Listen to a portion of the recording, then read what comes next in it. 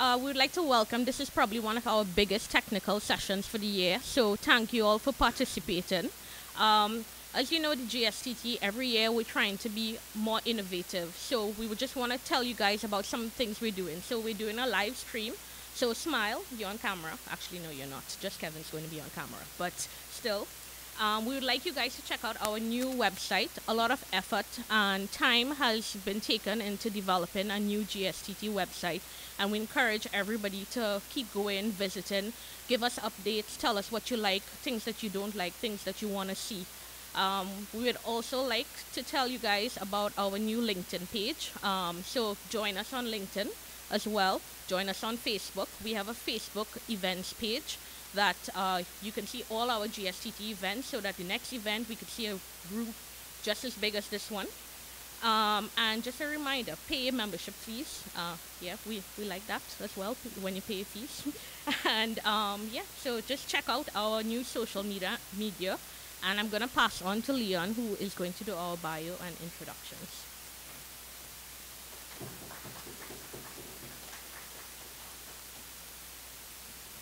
Good evening, all. Phenomenal to see so many members turn up for this talk. We actually had a smaller room initially, and it's good to see, it's expanded. We've been struggling to get you all out for technical sessions, so I'm happy to see a lot of us here. And appropriately, the deep water is a topic which we are all interested in. It's the next frontier for exploration here in Trinidad, and it really sets up quite nicely Kevin's talk. So I met Kevin many years ago at BG, and it's a real pleasure to have him here today. After our paths have diverted over time, I contacted him recently and he didn't ignore me, which is good. For those of you all that don't know, Kevin is the former Minister of Energy of Trinidad, so between 2011 and 2015. During his tenure, he was credited with opening up Trinidad and Tobago's deepwater acreage to exploration. In total, 9 deepwater PSCs were signed with BHP Billiton and its partners. There's no coincidence that we are this close to BHP's office. Arising out of these 9 contracts, BHP Billiton conducted the largest ever 3D seismic survey conducted by an international oil company in the history of the oil industry. As minister, he presided over a 4-fold increase in the petroleum-related foreign direct investment from US $501 million in 2010 to US $1.9 billion in 2014. Prior to being appointed Energy Minister, he held positions in the Energy Chamber and at BG/TNT. He holds a BSc degree in Chemistry, an MSc degree in Petroleum Engineering, and an MBA. He's also a member of the Society of Petroleum Engineers. I think it goes without doubt that we are really looking forward to this talk, Kevin, and I would like to welcome you to the Marriott here today for the GSTT.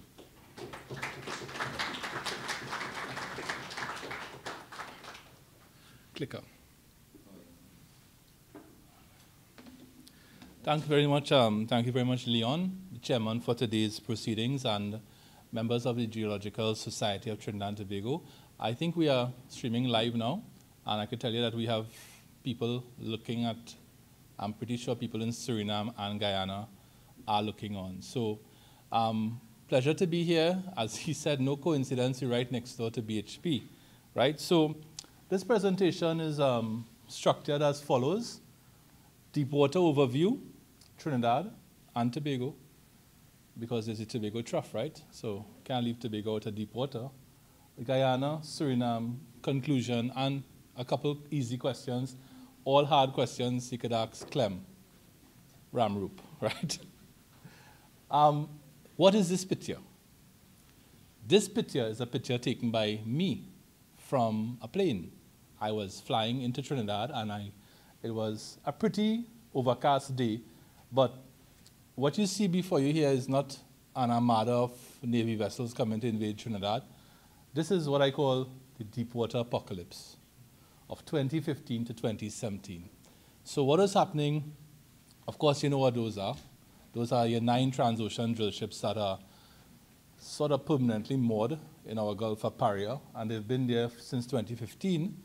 Because what happened, of course, is that the world changed very radically in this period. This is mid-2014. We had a collapse in oil prices, and it got really bad around February 2016, and it's been sort of recovering since. It's back into the 60s and 70s around there. So as a result of that price collapse, you had this happening here. While that was happening, coincidentally, Exxon continued drilling in Guyana, and BHP continued exploring here in Trinidad. So this just shows you an idea of what happened in that period. And this is the worldwide drill ships, worldwide drill ships greater than 7,500 feet, and it shows you how the utilization came right down, and it also shows how the day rates came right down for deep water drill ships, rigs, and so on. And the source, of course, is IHS. What I do in these presentations now is I cite almost everything now because I like to give credit to sources. This shows a similar picture. This is worldwide deep water drilling units, market rate assessment by water depth. The first color here, the dark blue, would be those drill ships that operate in waters or could operate in waters over 7,500 feet, which would be your ultra deep.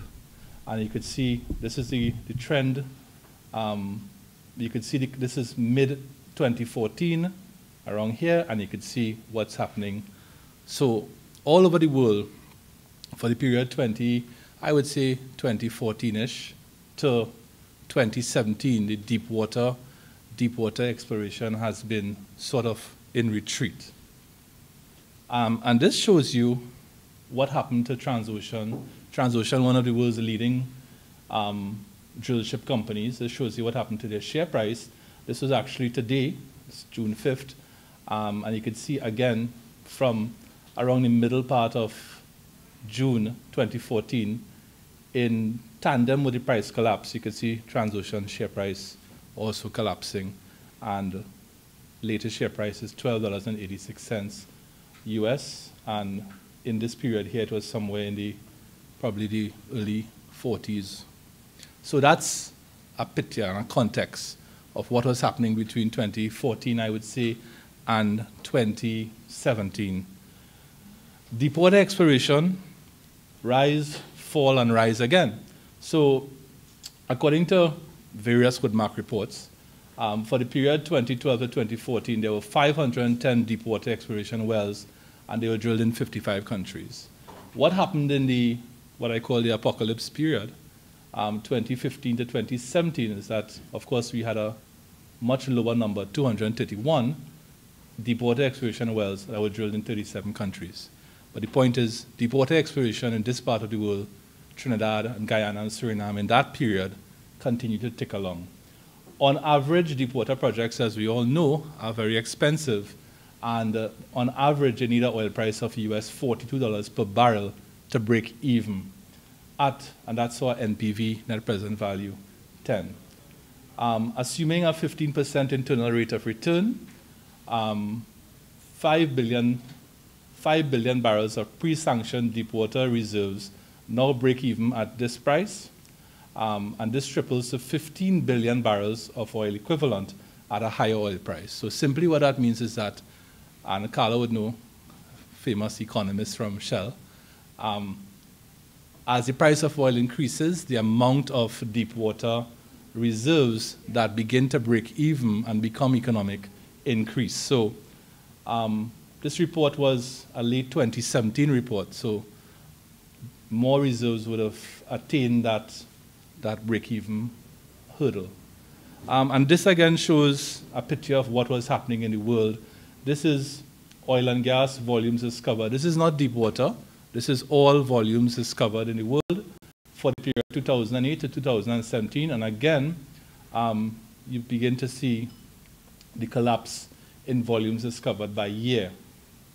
So the industry, not just the deep water, is beginning to emerge out of a very difficult period where we had low oil prices, low gas prices, and so on for a while. This is a map of the world, and this shows the distribution of giant and large oil fields. And the definition of a giant oil field is greater than 500 million barrels of oil equivalent. And the definition of a giant is greater than 500. And a large oil field is greater than 100 million barrels of oil equivalent. The green dots here are oil discoveries, and the red dots are gas discoveries. And I see our macadamia well made it there into this map. That's the BP discovery macadamia in 2017. Turbot, and I'm still not sure if it's Turbo or Turbot, but Turbot from Guyana, that's in there. And Snook also from Guyana. There, Gorgon 1, Colombia is also there. So this is, if you look at the world, and this is a 2017 map of discoveries, there's a lot of activity taking place in Colombia, Trinidad, Guyana, Brazil. So this part of the world is pretty active for exploration. Trinidad and Tobago Deepwater. So this is in the papers today. I thought, since it's in the papers today, I should put it up here. It's relevant, right? So what does this say? This is just simply a marine advisory notice that's telling us that our old friend, the Deepwater Invictus, is making its way back down to Trinidad again from the Gulf of Mexico, and it's headed to Trinidad and Tobago Deep Atlantic Area 5, also called Block 5. And it should be there on or about the 9th of June 2018 to commence drilling operations. Today is the 5th, so it's on its way, and it's headed back into Block 5, or TTDAA 5, which is where BHP made the Leclerc discovery in 2016, and an announcement was made, I think, in 2017 by the Minister of Energy. So Trinidad's deepwater exploration is very much on the agenda again. A bit of information, history here is important to understand where we came from and the history behind this whole thing. This was put together about a year ago between myself, Helena Innes King, and Mrs. Kokaram's husband, Mr. Jagdeo.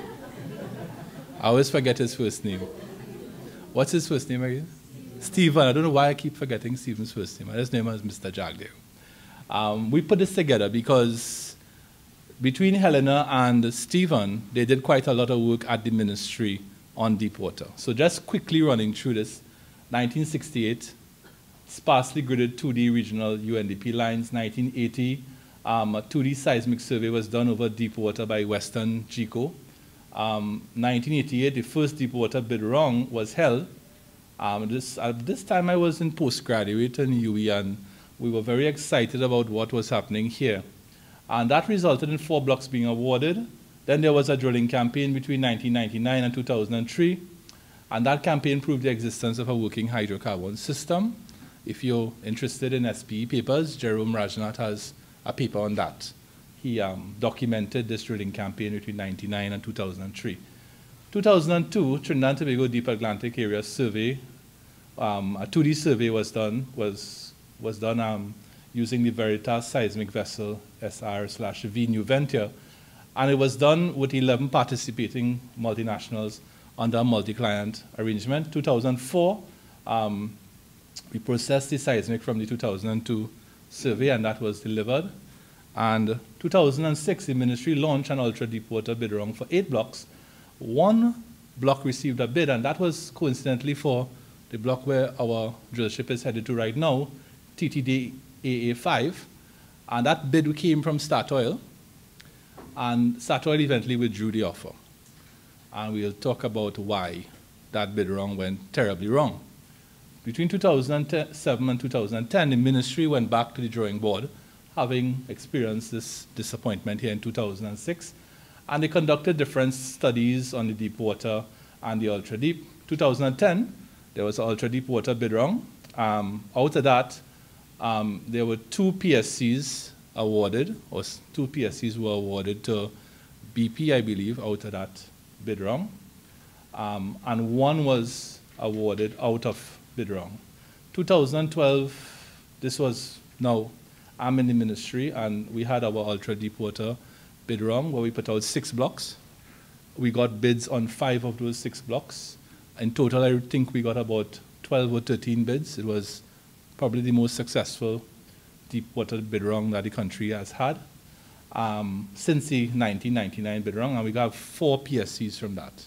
And all 4 PSCs went to BHP. Interestingly, my memory serves me right, Cosmos tried to enter Trinidad at that point in time. And they went after blocks in the, what we call the Northern Cluster, which is generally in the Tobago Trough area. But we had to, of course, honor the competitive bidding process, and the outcome of the competitive bidding process said that BHP had won the blocks. Interestingly, as we will discover, Cosmos is very active in Suriname.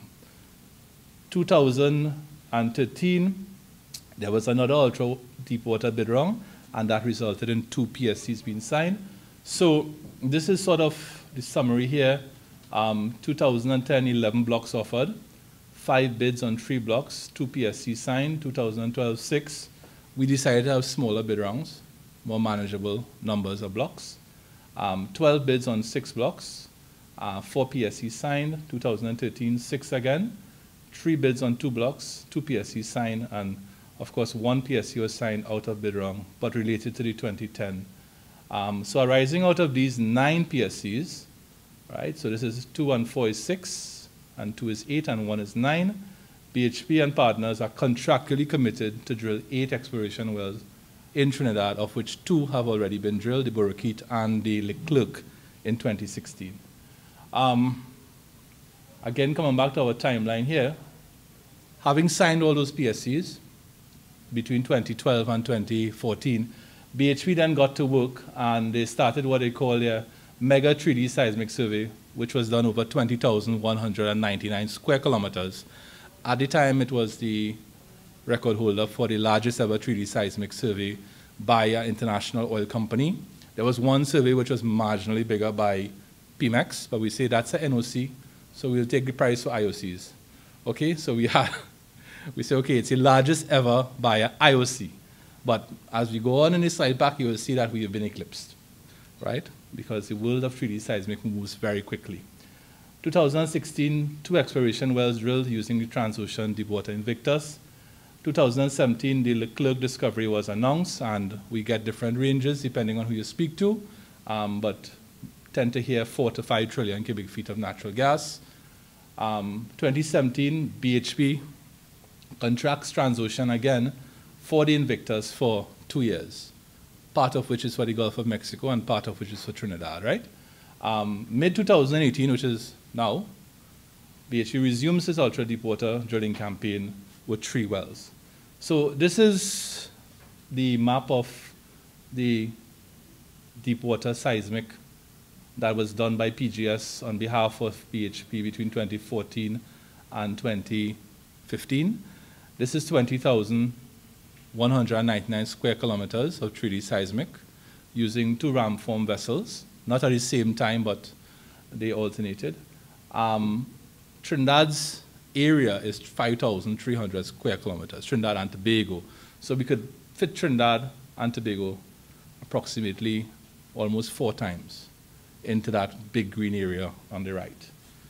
So, oh, and some other seismic surveys are, some of you all may remember the other seismic surveys that we had, Centrica and so on to the north. So a lot of seismic was done in Trinidad, and I just want to make that point.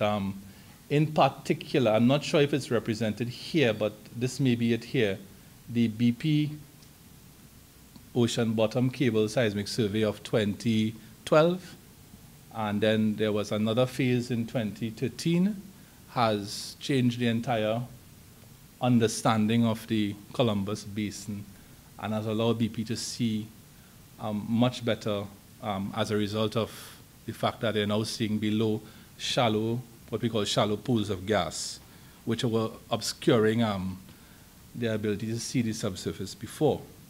So I like pictures of boats, and this is the Deepwater Invictus. And just, I thought I should mention this because economics plays such a big role in exploration. Transocean's $106 million of revenue for 2 years of work calculates to just 145,000 US per day. This is from Seeking Alpha, a website. Currently, the Deepwater Invictus is on contract with BHP until November 2017. The day rate is 592,000, so the day rate reduction is a whopping 75%.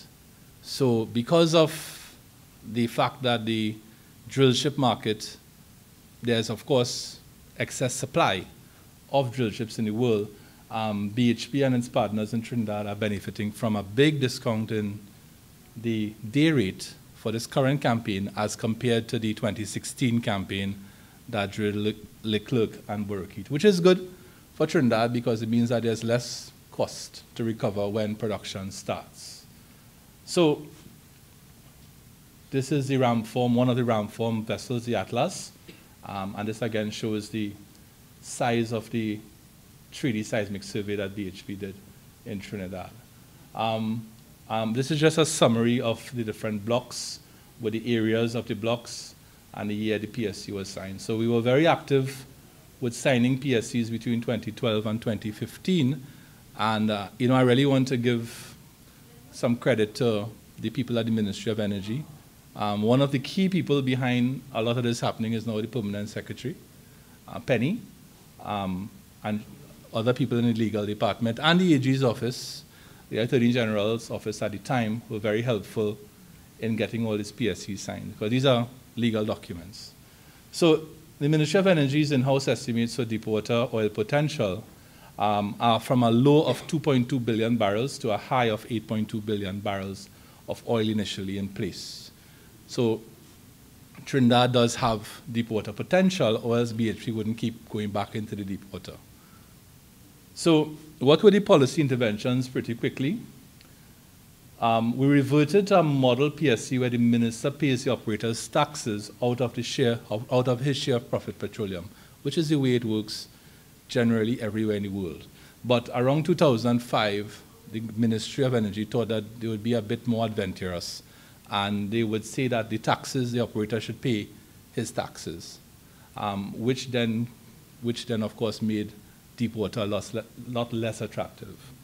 We reduced the petroleum profits tax from 55% to 35%. We removed the mandatory carry for Petrotrin, which was a part of the 2006. And once I went for a job interview, and one of the questions I was asked is, why did the 2006 deepwater bid round fail? And now I could give a really good answer, right? No signature bonus required, and there were only 2 biddable items, work program and government take, that greatly simplified the bidding process. So what we did is we made it more competitive. The very first note I took to Cabinet was a Cabinet note to reprocess the 2002 Veritas related 12,300 line kilometer data set. That was, I'm a young minister, taking a note to what we call Finance and General Purposes Committee. So I asked Helena to come with me, and she's not a minister, so she has to sit outside. And the ministers in the room probably felt, they say, Kevin, there's no need for Mr. Innes King. You explain this. And I explained it, and they said, good, approved. And I went outside and said, Helena, thank you very much, but the note was approved. It's something I'll never forget. But that was the decision that led to the reprocessing that allowed the prospective bidders to have higher quality seismic imaging and further de-risk source potential by firstly allowing the Cretaceous source to be identified, and secondly to ascertain if it was in the window, in the gas window or the oil window. Because one of the reasons why people were hesitant to invest in our deepwater is that they felt that they were going to discover a lot of gas. Well, so far that's the case, but we hope to prove that hypothesis wrong. BHP has discovered gas so far. Cost recovery rate was changed from 60% to 75% to 80%. And as I said, we dropped the Petrotrin carry, and we scrapped the taxable PSC and so on. And we did a lot of road shows all over the world to attract attention. And this is just a comparison of how the images changed once the reprocessing was done. This is the original imaging of the 2D lines from Veritas, and this is what it looks like re-imaging by Spectrum and GeoServe. So you have much better definition here, right? So I will just, you all probably know this a lot better than me about the Cretaceous source rock and the fact that the ultra-deep water, the objectives range from Plio, right, Leon? Plio to middle Miocene, right? We had a discussion about that before the presentation, and we are speculating that Leclerc might be Miocene. Just, you know, I like to put up this quotation here from Tony Paul, and I had to get, when I put up these slides last November for APG in Georgetown, I knew he was going to be in the audience. So I went and I found some nice pictures of him, and I put him in the slide pack too, right?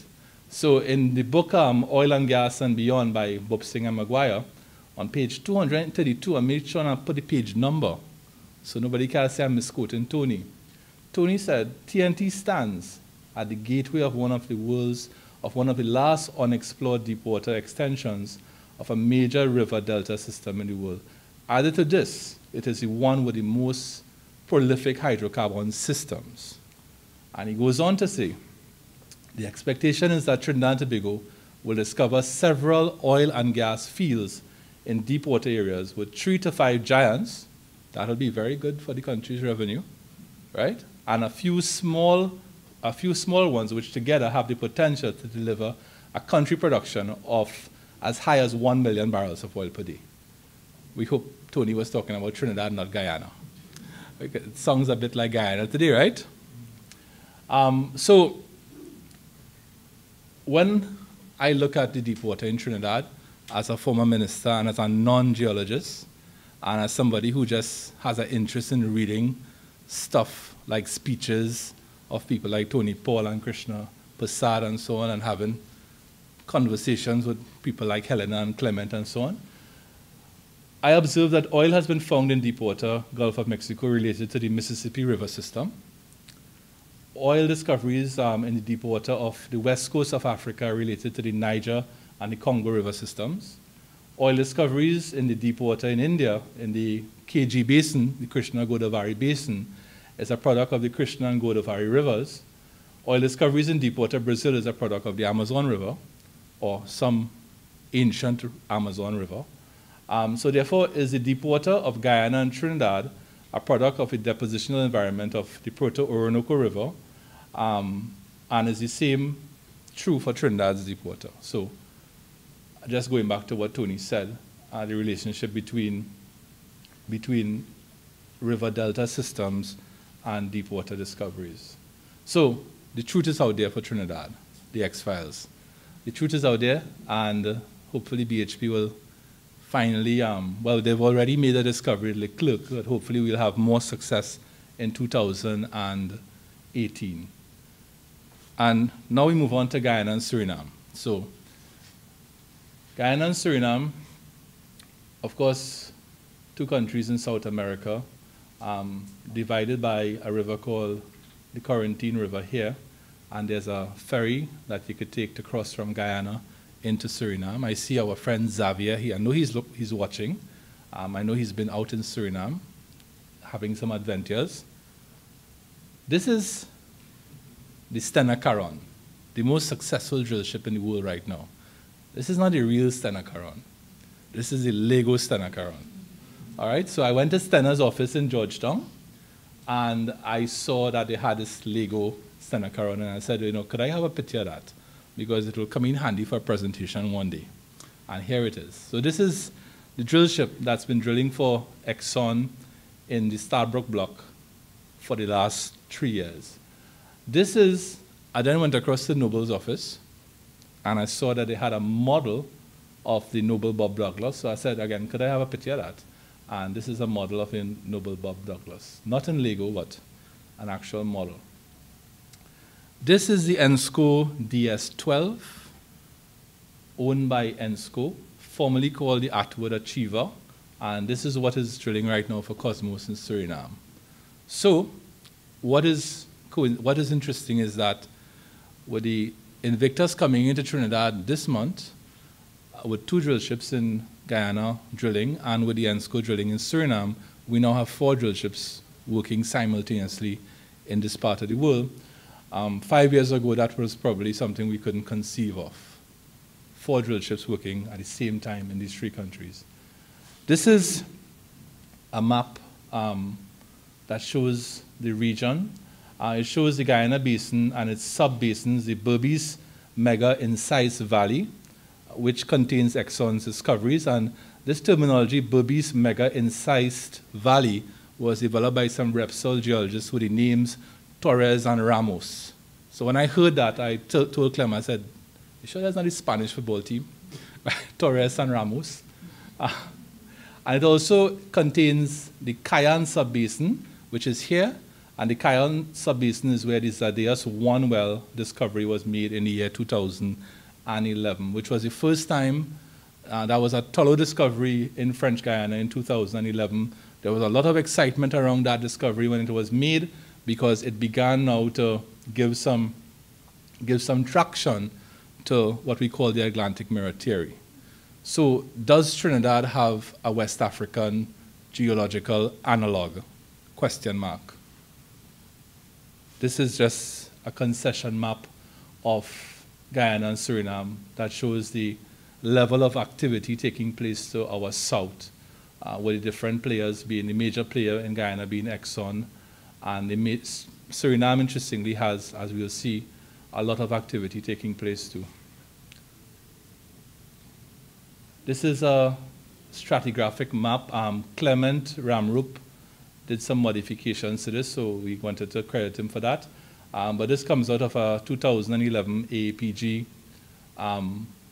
paper, and it shows the brown here is this is Guyana.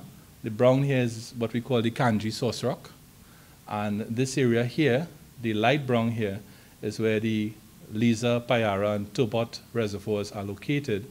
And a bit higher up here is the Ranger Reservoir, which was discovered, which is carbonate, a carbonate system. And that is still being evaluated, the carbonate reservoir that was discovered. So putting things into perspective, Trinidad is 5,300 square kilometers of terra firma, or land. Trinidad and Tobago's total deepwater acreage under contract is 12,388 square kilometers. The size of the Stabroek block is 26,800 kilometers. So the Stabroek block alone is about twice the size of all Trinidad's contracted deep water. Trinidad has produced 8.7 billion barrels of oil equivalent since 1908.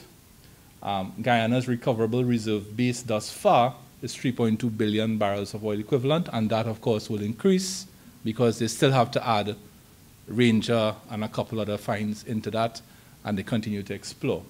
In terms of seismic surveys, things that excite geologists, seismic surveys, the Exxon 3D seismic over the Stabroek block was 16,834 square kilometers.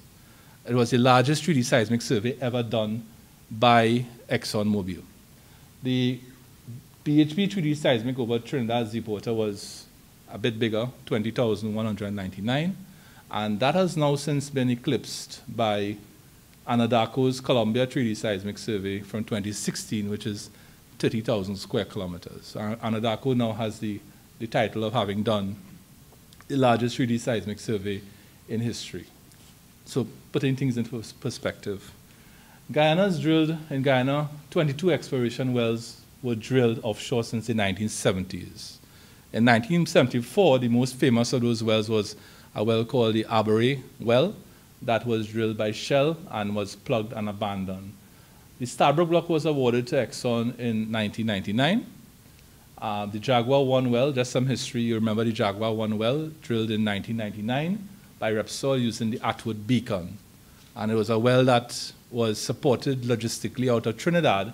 And at that time, I had now entered the ministry, and it was something we were keeping our eyes on, but it was plugged and abandoned because of high pressure.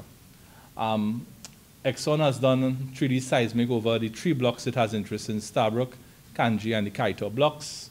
As I said, they have done about 17,000 square kilometers of 3D seismic. The Liza discovery is made 2015 in water depths of 1,743 meters to 2,030 meters, which is ultra deep. Our definition of deep water in Trinidad is anything greater than 1,000 meters.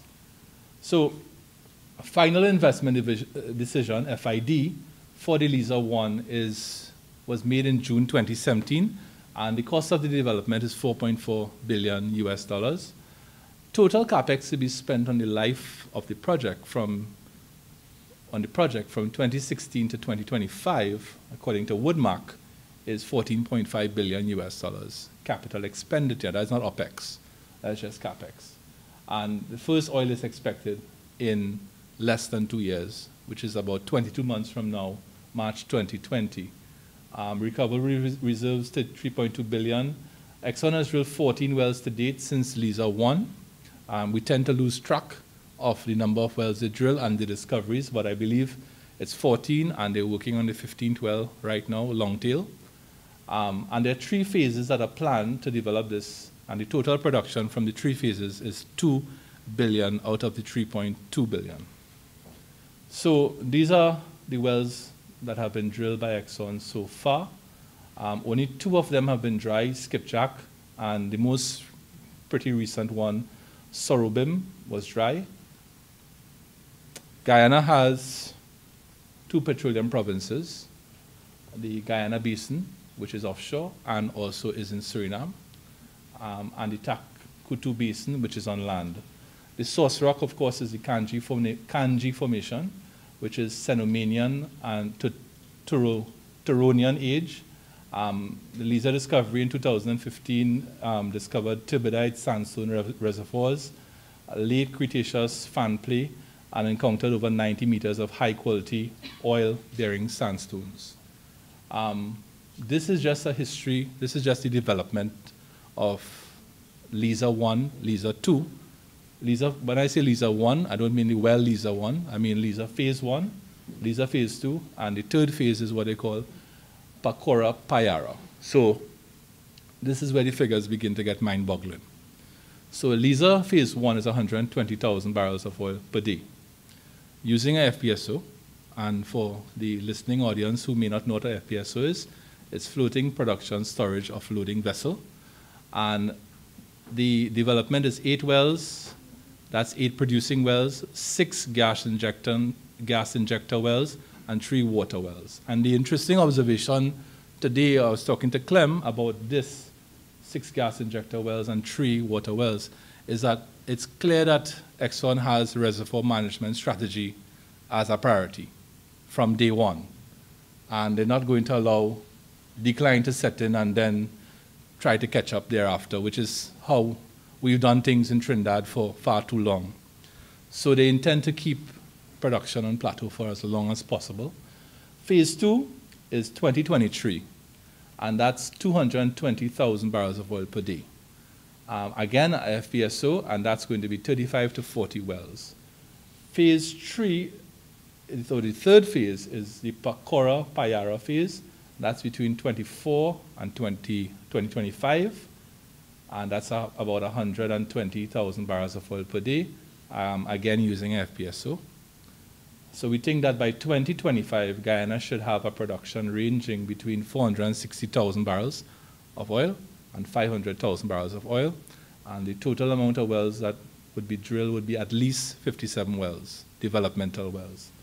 So I have calculated, and I deliberately didn't put my cash flow graph here because, you know, cash flow graphs could be challenged because there are a lot of assumptions in there.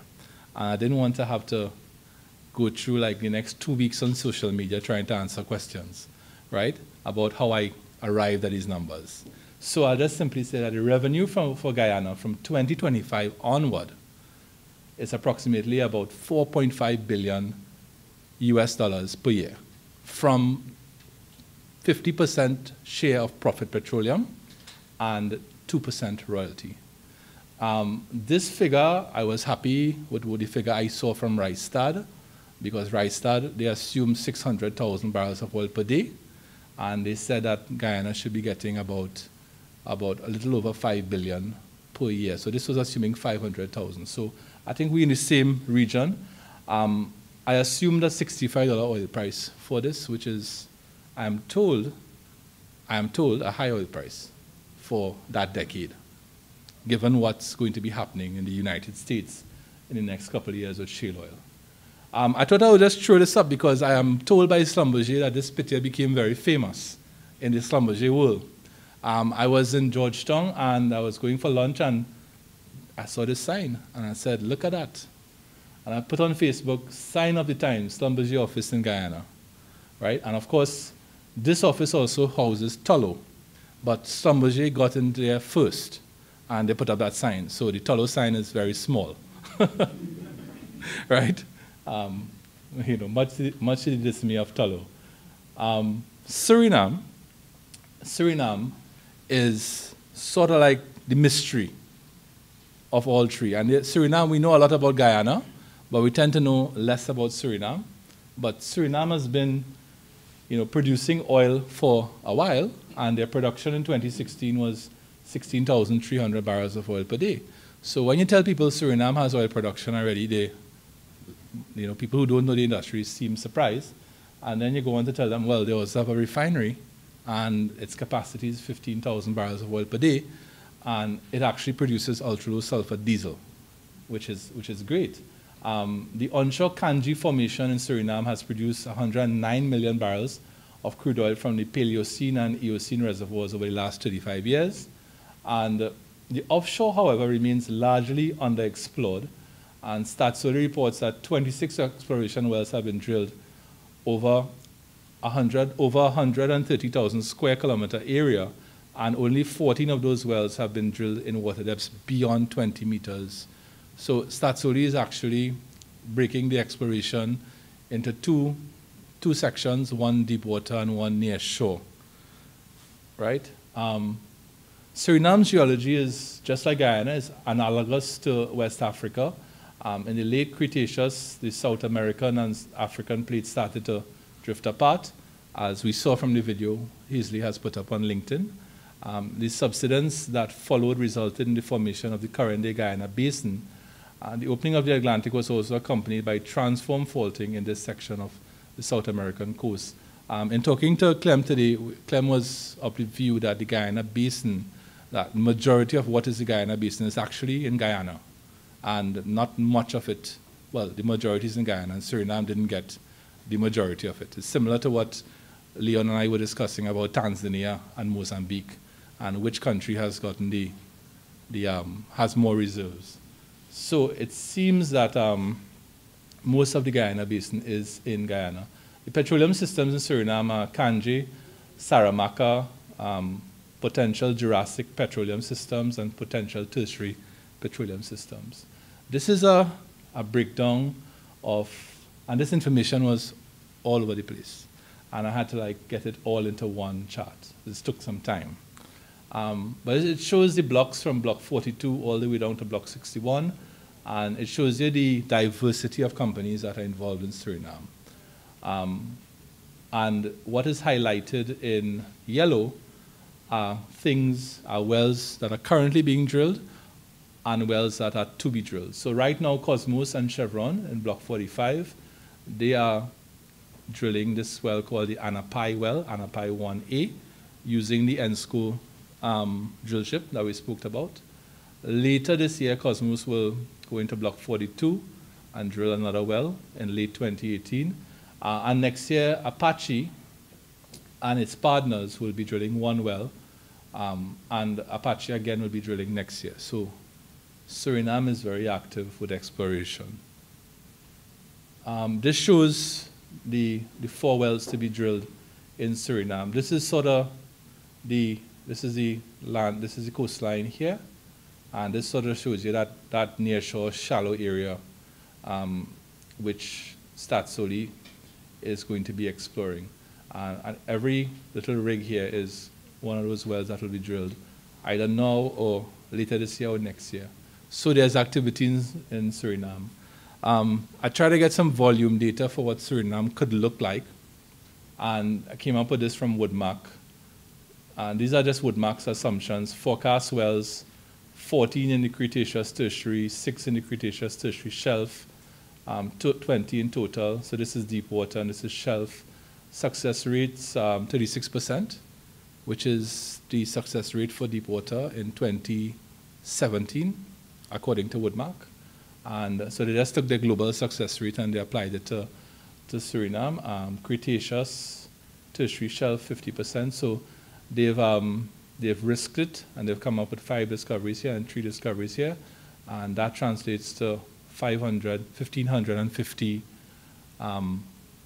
million barrels of oil equivalent, which is let's say 1.55 billion barrels of oil equivalent. So significant resource base potentially in Suriname. The Atlantic Mirror theory, I wouldn't bore you all too much with that. It's just that in talking to some people internationally, I was told that there is no West African analog for Trinidad and Tobago's deep water, deep and ultra deep, and that the West African analog is really the Guyana Basin, or the Guyana Suriname Basin, as some people call it. So one of the things just to mention here that we noticed at the ministry is that there is no analog, of course, as I said, for Trinidad in West Africa. But interestingly, Trinidad's 1999 to 2003, what I would call deep water drilling campaign back then, took place on the continental slope, for those of you all who read the history and so on. And the same thing happened and nothing was found. Well, a working hydrocarbon system was proven. And then, but the same thing happened in Nigeria. They drilled on the slope and they didn't find anything significant. But then the Nigerians stepped out into the abyssal plain. And there are some people who tell me I shouldn't use that term abyssal plain. I don't know why. I wish they would tell me why. And the Nigerians found oil in the ultra deep. So we think probably a similar pattern could reoccur here in Trinidad with BHP now stepping out into the waters beyond 1,000 meters. This just shows, the rifting of the South America. Again, this is related to Atlantic Mirror theory, the rifting of South America from Africa and the formation of mirror image structures on both sides of the Atlantic, Ghana, Jubilee, the Jubilee field, and the Guyana Basin. So in summary, Trinidad has confirmed hydrocarbons in deep water with Leclerc in 2016 and exploration to resume in a few days. Guyana has discovered 3.2 billion barrels of oil equivalent thus far and has more exploration ahead. And they're on target to be producing, if you listen to Rystad, 600,000 barrels of oil per day by the end of the 2020s. And if you listen to what Exxon said today, there's a very good website called oilnow.gy that gives you almost daily updates on what's happening in Guyana.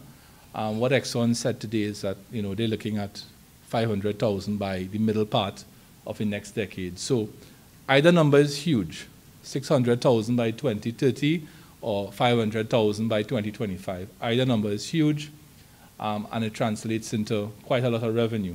And Suriname is currently exploring, and it has a potential of, according to Woodmark, about 1.55 billion barrels of oil. So concluding thoughts is that there is a deep water province that is taking shape in the Southern Caribbean among what I call the STAG countries. You could use that acronym from now on. STAG is Trinidad, Suriname, Trinidad, Tobago, and Guyana. Right? I thought we should get an acronym for these. So STAG, right? And that also includes Barbados and French Guyana, not to be left out, because Total is exploring in French Guyana, and BHP has plans. They've acquired acreage in Barbados, right next to the acreage which they have in the Tobago Trough. They've acquired acreage in Barbados. So there is a regional deep water province emerging. The exploration and development of petroleum in this region will change the industry, and as well as the societies and the economies of the host countries. If you convert the Guyanese budget for the year 2017 into US dollars, it's about 1.1 billion US dollars. So if by 2025, on top of that, assuming that's a base year, they make an additional 4.5 billion, you're talking about the economy multiplying by tripling or quadrupling or quintupling in the future. And Suriname, of course, could experience a similar effect. We as an industry must be aware that this is a regional event, and it's not a Trinidad event or a Guyana event or a Suriname event, and it requires skills and services that are largely available in Trinidad. And that finally, Trinidad has an opportunity to emerge as a regional oil and gas services hub that includes maritime logistics to support what's happening in the region. So that was my presentation. I think we are living in probably the most interesting time in our industry's history in quite a long time, where all this activity is happening around us. I could tell you that there's a lot of optimism, a high degree of optimism around what BHP is about to do in our deep water. So it is possible that between now and the end of the year, we will have either deep water gas discoveries or deep water oil discoveries in Trinidad. Guyana is going to continue to explore. Stabroek is just one of many blocks. There are other blocks to be explored. There's the Kaito block and the Kanji block and so on. And Suriname continues exploring. So this region is alive with activity.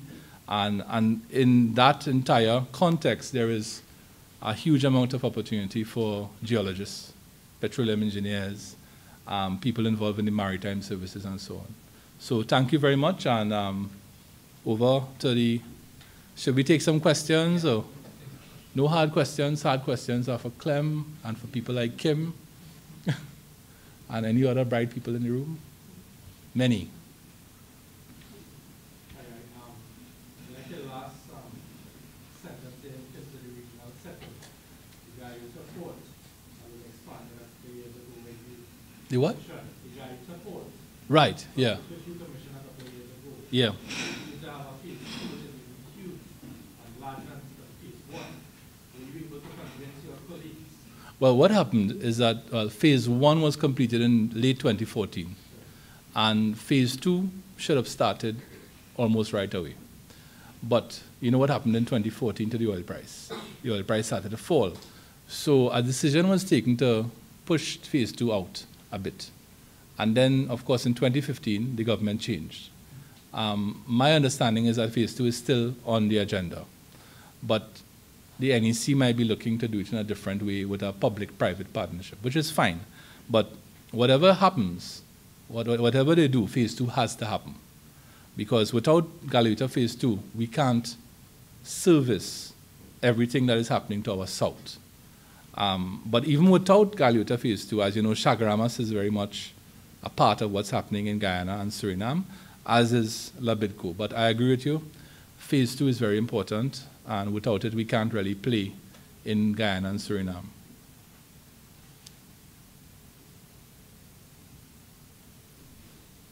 So really enjoyed your talk. It's really exciting in terms of what's happening with Guyana. I was just comparing it with an article I read about 2 years ago. We're going to like Sao Tome and Principe, where, as you mentioned, the west coast of Africa. Right. They're on the cusp of finding something, and there's an article written where the people are hoping that they don't find it. There's a group of people they don't find because they're saying with mismanagement comes a whole brew of corruption, etc. In terms of your 4.5 billion from the year 2025, my question is, what advice would you have for example, the Guyanese government to make sure that that revenue is harmonized with social and... Well, we're going beyond the realm of geology now, but I will say that, of course, what has to happen is that they have to have a sovereign wealth fund, and they know that, and they've received a lot of international advice, and they have a draft bill, so they will have a sovereign wealth fund. But Guyana in 2020, when that oil starts to flow, is not Norway in the early 1970s. Norway discovered oil in 1969. Phillips Petroleum discovered the Ekofisk field in 1969. At the time Norway discovered oil, Norway was not a poor country. Norway was like a middle-income European country. Norway was the second richest country in Scandinavia in 1969. So they already had infrastructure, universities, and so on. So to ask Guyana to behave exactly like Norway would be a bit unfair, because they have their own challenges with infrastructure, and they would want to invest in health and education and so on. to lift the country. So some of it has to be saved, I agree, but some of it has to be spent in developing the infrastructure of the country. One of the challenges of the country that's created a lot of inefficiency is the infrastructural challenge because of the size of the country. So if anybody's been into the interior, they will know what I'm talking about. And if you've never been into the interior, you have to see the interior. You have to get into the interior and see the vastness of Guyana. So I would advise them to save some and spend on infrastructure, health, and education with the rest. Just one question. There is a recent discovery in Grenada, the Russian company. How does that? You know, I left that out because it wasn't Deepwater.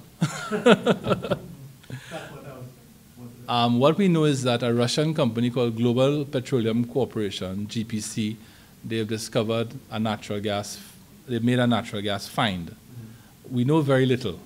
We know that the NGC has signed an agreement with them for the gas to be delivered. Of course, Grenada doesn't have a gas market that could absorb all that gas. So that's as much as we know. But we always, as you know, we always knew that beyond the Trinidad Grenada maritime border, that the North Coast Marine area, the NCMA doesn't stop at the border, right? That, you know, there could be an extension of the NCMA fields into Grenada. So it's not far from Trinidad to run a pipeline. And what clearly will happen to Trinidad in the future, it's inevitable that one day gas from Grenada will come to Trinidad and gas from Venezuela will come to Trinidad. And Trinidad then becomes like a hub for gas processing. Something like I think Malaysia does that, you know, import by pipeline. Suriname, Singapore imports by pipeline from Malaysia, sorry. Norway sells gas into Europe via subsea pipeline. So it's not rocket science, it's being done all over the world. Yeah, well, have they done all their, at least in Guyana, have they done all their mathematics? Because recently I read where they are going to have a natural gas pipeline to run the electricity, Yeah, one of the challenges that Guyana faces is electricity. Electricity in Guyana is about 28 cents per kilowatt hour US, 28 US cents per kilowatt hour. To put that into perspective, we pay about 5 to 6 US cents per kilowatt hour in Trinidad, right? This is a commercial business, so this will be paying about 80 US cents per kilowatt hour. So that's one problem. The second problem they have is the supply of electricity is unreliable. They have frequent blackouts in the country, and then there's also fluctuations in voltage. So the manufacturing sector in Guyana, the banking sector, the mining sector, the malls, they all run their own power generation, which then, of course, makes it a lot more expensive.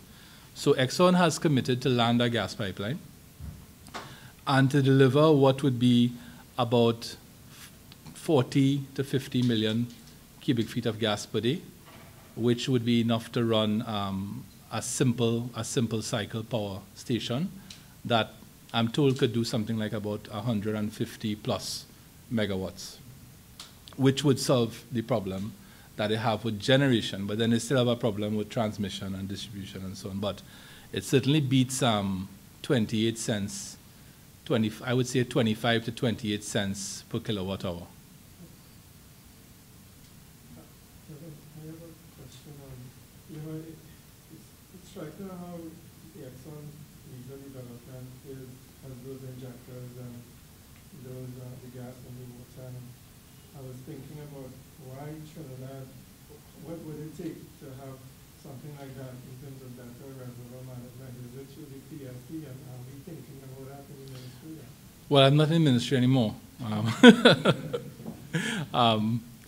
But today when I was discussing that with Clem, and I discussed it with another friend, another colleague too, what struck us is that there's such proactivity in terms of reservoir management, which is, you know, almost like a, you know, very advanced stage of thinking that from day one, they have the water injection wells and the gas injection wells.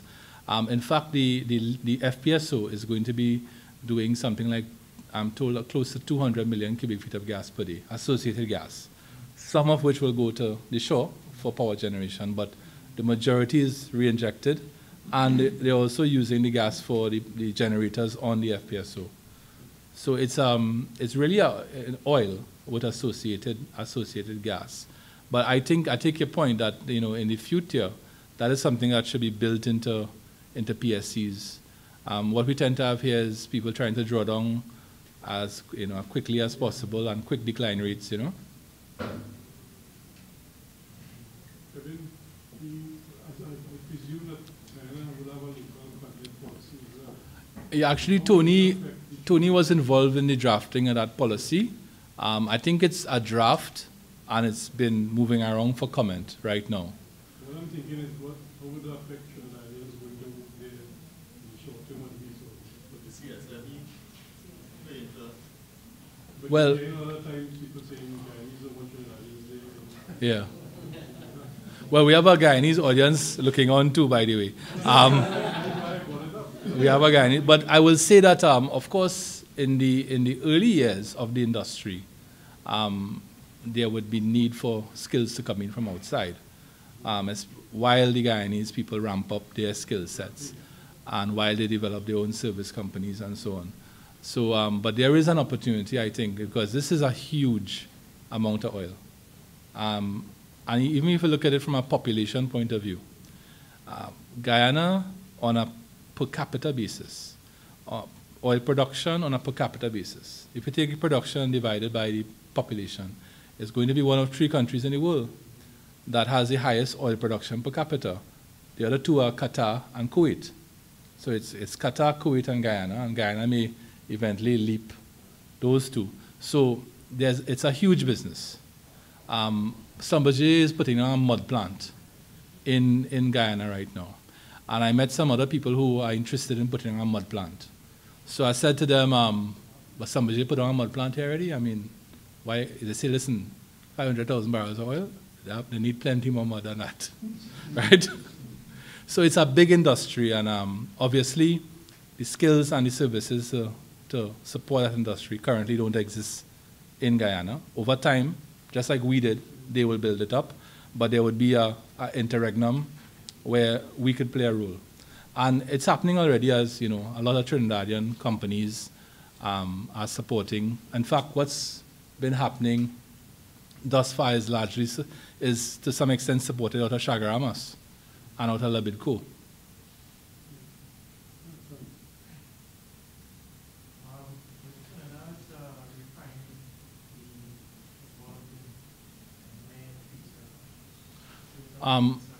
I am told that the refinery can refine 32 API crude because of the upgrade of the last, well, the upgrade has been going on for a while now, the upgrade of the last decade. But blending facilities have to be put into the refinery to allow for that crude to be refined. But I don't know if the Pointe-à-Pierre refinery or Petrotrin has gotten a sample of Liza crude to do an assay. So I'll be, you know, jumping the gun by saying it could happen. But I was told that 32 API could be refined in Pointe-à-Pierre, but some infrastructure has to be put in to allow for blending and so on. But if I were Petrotrin, I don't know if Petrotrin has gotten a sample to do an assay. That would be a starting point.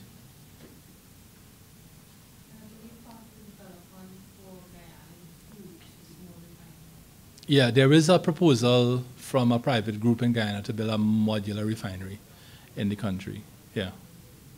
But the Guyanese government, there was a consultant in Guyana who did a feasibility study for a refinery in Guyana, and he said it wasn't feasible. Of course, that feasibility study was probably done more than a year ago, and the picture evolves so quickly because, you know, a refinery needs a critical mass of input of crude oil. So that figure evolves, you know, almost every 3 months. Kevin, we have our first ever Facebook question for you. It comes from Hazley. Oh, wow, go. On his couch. So his question is, Kevin, what do you see as the worst case scenario for Trinidad Deepwater in the short term? And what contingencies should we be putting in place to mitigate or deal with this? And he asked the question because I suspect he knows the answer, right? I would think the worst case scenario for Trinidad Deepwater is gas, gas, gas, gas, gas.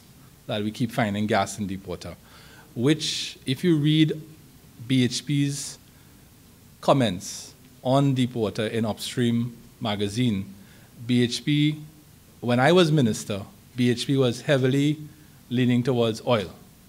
Oil was the prize.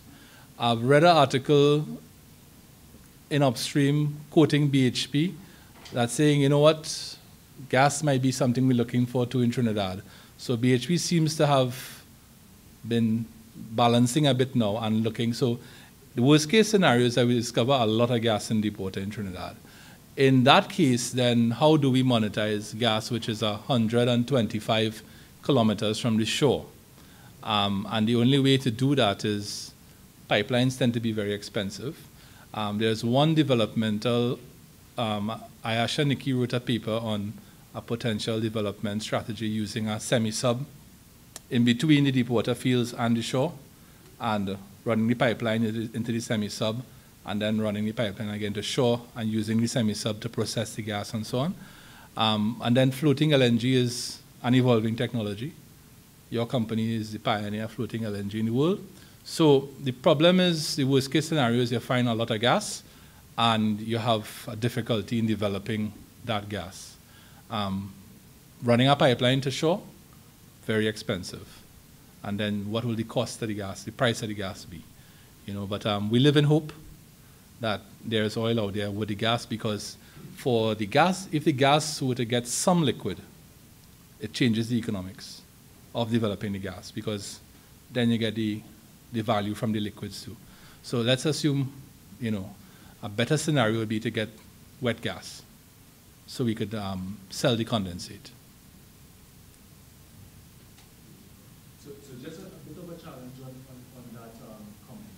So when you look at the landscape, the energy landscape of a lot of companies, when they look at the outlook up to 2030, they start to see a shift in the demand for oil, and a greater shift for the demand of gas and renewables. So how do you see Trinidad being positioned with all these large discoveries, i.e. the current 4 to 5 TCM, and probably coming online in about the 2025 sort of stream, competing with the Stabroek development, which is oil, similarly peaking at 2025? Well, the BP outlook, annual energy outlook, they've said that what they call peak oil demand. And when we were younger, we used to hear about something called peak oil. Peak oil theory, back in the day, the 70s and the 80s, meant Mad Max. The world run out of oil, right? That was peak oil theory, that the world will reach a point where we run out of oil. We can't supply the demand. Now it's the reverse. We're talking about a situation where we'll reach a point of not peak oil supply, but peak oil demand. Totally different situation, right? So BP says that they see peak oil demand as the middle of the 2030s, right? But that doesn't mean that the world still would not need oil. And that is why when I was talking to a commercial person about the oil price I used for the forecast to come up with the 4.5 billion, and I said I used $65 a barrel, he said, well, that sounds a bit high, because their forecast into the next decade include quite a lot of oil coming from the shale. And US oil production could be going up into the high teens. It's doing about 10 million barrels of oil per day right now. So US oil production could be going up into the 17s and the 18, 19 million barrels of oil. So the world will be a bit oversupplied with oil, and maybe you'll have a lower price. That then begins to affect the economics, because the break-even for deep water is roughly $42 a barrel. So yes, it's a challenging environment we live in, and that's why cost control is so critical, and having the correct fiscal regime and a flexible fiscal regime is so important. But I think that oil demand will peak, as everybody agrees. But there will always be a need for oil, because if you look at the transportation side of the world, you could probably say, okay, we could not use oil there. You switch to electric cars. But there are certain things that you will need oil for, like plastics, jet fuel, ships, and industrial processes like smelting of iron ore and smelting of metals and so on will still require things, hydrocarbons, to take those processes to those very high temperatures. So it's not a case that they will reach a point where we need absolutely no oil again. I think there will always be a demand, but the demand may start to get competition from solar and wind and so on. And solar in particular has the cost, the capex per megawatt has come right down. So solar is now becoming a challenger to natural gas around the world, because capex per megawatt is just totally collapsed in the last 5 years. So it's a dynamic time, you know. Earlier in the presentation, you commented a bit about the contract terms that for the Trinidad Deepwater PSC. If you are aware, can you say a bit about the similarities and differences that exist in Trinidad PSC and the one that exists in Guyana? Well, Guyana, the main difference I think is that jumps out at me is the cost recovery. Our cost recovery is 80%, and their cost recovery is 75%. So that's not really a big difference.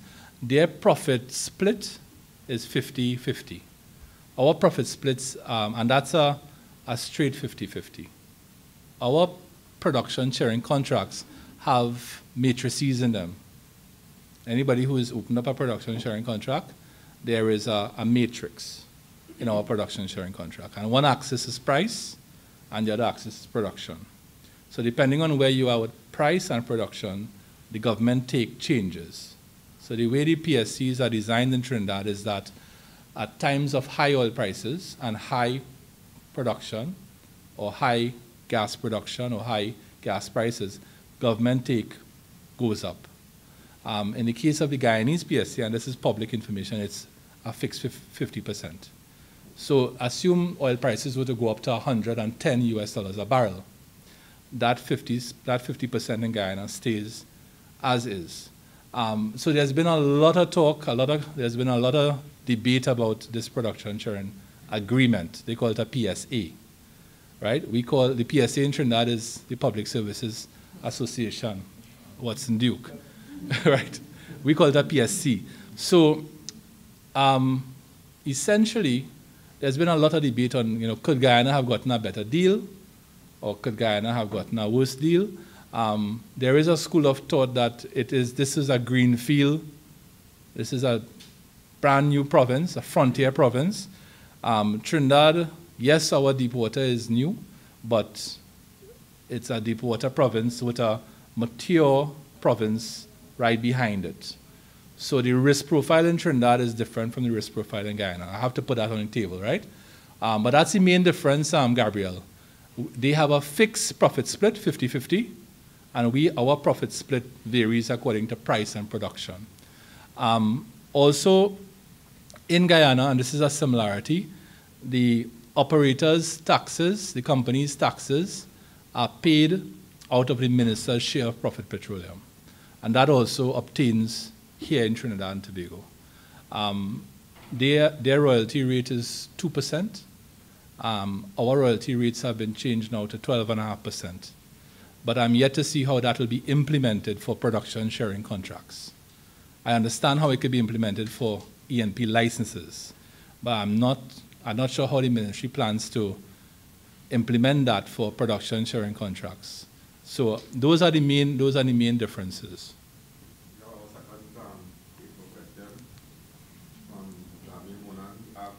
Hey, we find him.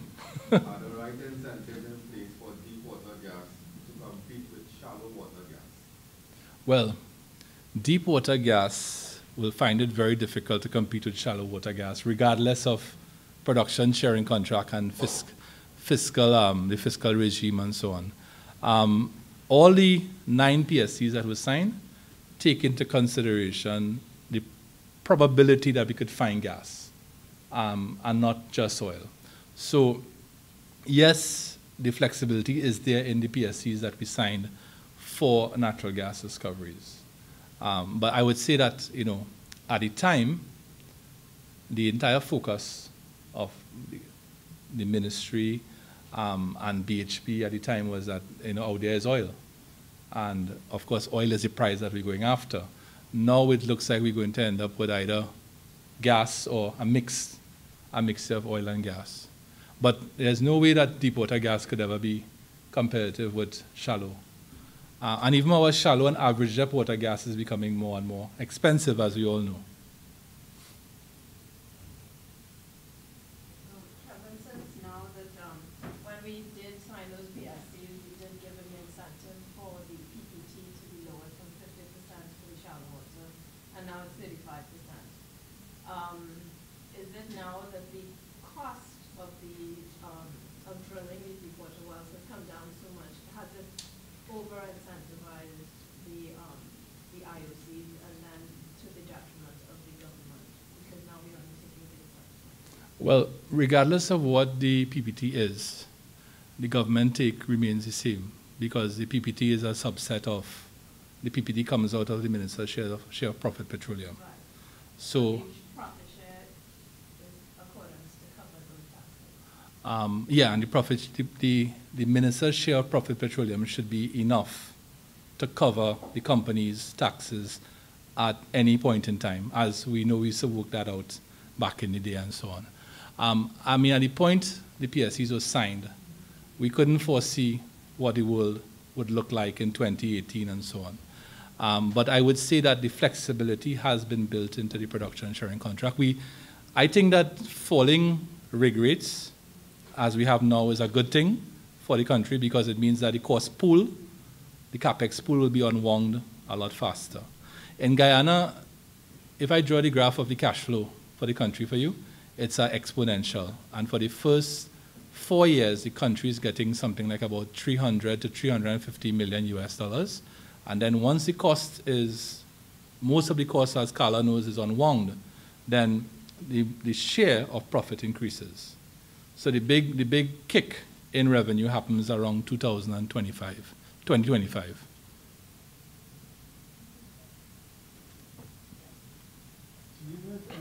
any work is being done to expedite stuff to the small pools, you know, to make it more attractive?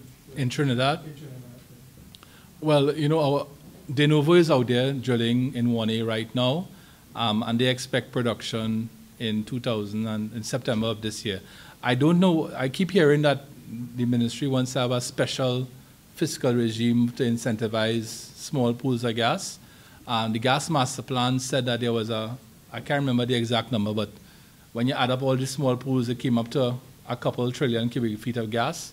And the gas master plan did recommend that we look at that specially and develop a fiscal regime to try to go after that. But I don't know what, if anything, has happened.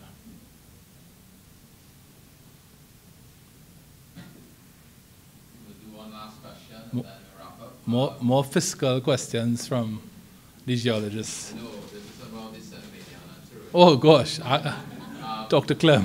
with the eventual massive production in Guyana and Suriname, and the fact that those companies are using latest technologies and practices, does the cost to lift a barrel in Trinidad remain competitive to the next decade? Just repeat that question for me. Okay. So, Zabi is asking, with the eventual massive production in Guyana and Suriname, and the fact that these companies are using the latest technologies and practices, does the cost to lift a barrel in Trinidad remain competitive to the next decade? the answer is no. The answer is that we have a big problem here with competitiveness. And let's look at Trinma and Petrotrin. The minister said that the break-even price to lift a barrel of oil is $44 US per barrel, right? As I quote the minister. A few weeks before he said that, I had worked out $42.50 in collaboration with some former Petrotrin people who I keep in touch with. So I felt okay, I wasn't that far off. He's the minister, he has a lot more information than me, and I got $42.50. But that's Petrotrin. That lifting cost has to come down. And it's not just Petrotrin, there are other companies with high lifting costs.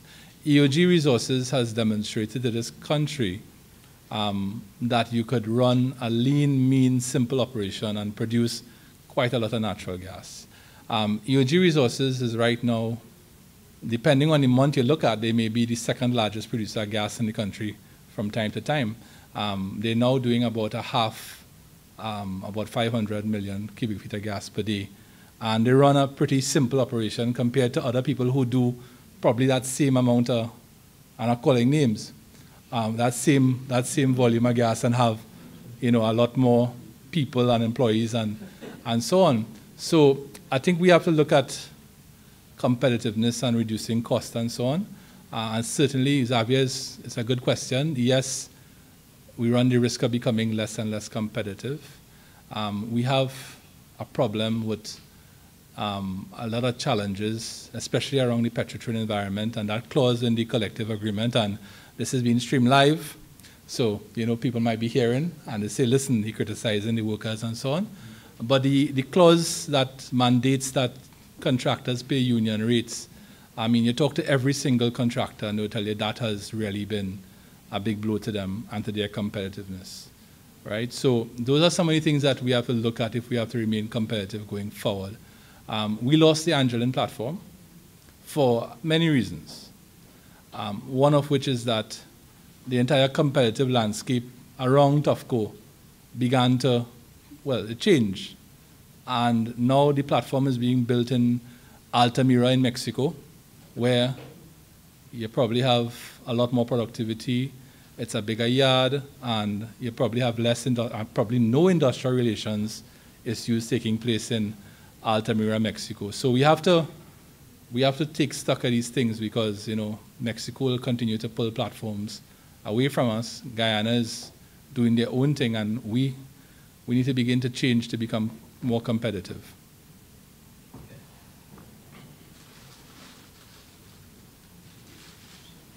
All right. So,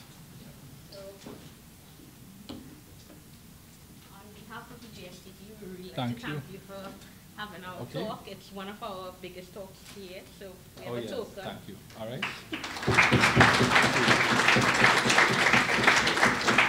guys, stick around. There are refreshments to the back. So that's probably why I have a big crowd. You have refreshments. We normally offer refreshments. Okay. All right. All right. Okay. Thanks, guys. All right. Okay. Thanks, everybody.